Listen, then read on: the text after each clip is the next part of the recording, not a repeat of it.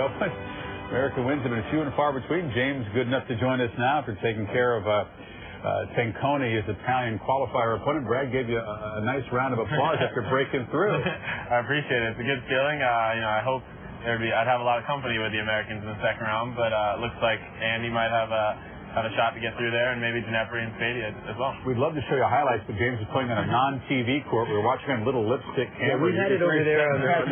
But you've been playing away from the TV cameras and the big crowds for a while, coming back after Zoster, this kind of obscure syndrome that afflicted you for a while, trying to rebuild your ranking, knocking around on the challenger circuit. You've won 14 straight matches now in kind of the minor leagues and today. Yeah, it's a great feeling to win at any level.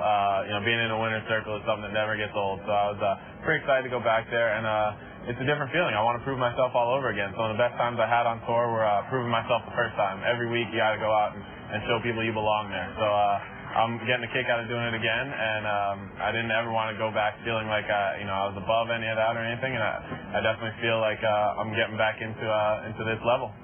I mean, in 1997, Andre dropped down to play 2 challengers in a row, and he didn't have that attitude that he was above it. And for you, it's been a long time since you played challengers.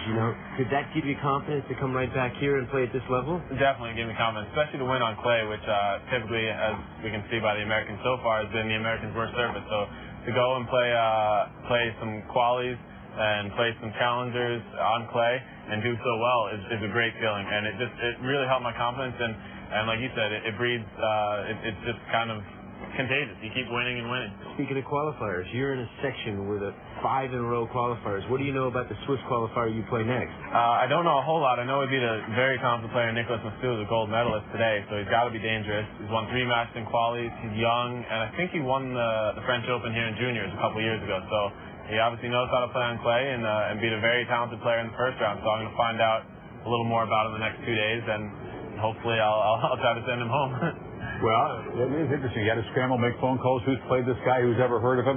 You're in the same 8th of the draw as Andy Roddick. We'll show you his match. Keep James here for a few minutes here. Oh, man. Roddick receiving serve here in the near court. Tsonga serves up the double. What is it about clay? Andy's talked about dropping 5 pounds and maybe coming in a little lighter, trying to improve his movement on the dirt. Can a guy, James, in your opinion, who isn't a natural clay player, get much better over his career on the stuff?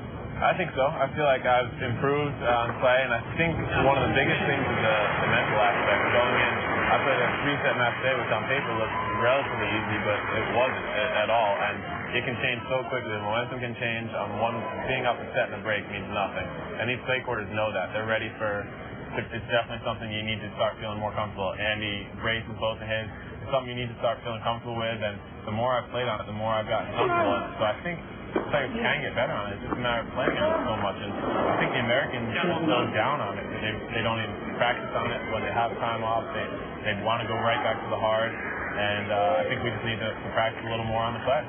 Deuce on Tsonga's serve now. He's serving at 1-3 in the second set. James, do you hope that you've seen the last of the challengers, the last of the qualifying in a major, which is what you had to do here? I really hope so. This is great. This is the first time I ever qualified for a major. And like you said, I hope it's the last. I hope from now on I earn my way in. Well, no, one more time.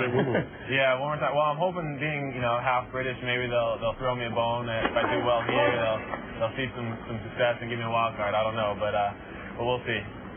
Oh, you're lobbying for the wild card just in case the All-England Club is listening here. Just in case they have to be watching. I am half English. My mom's going to be there.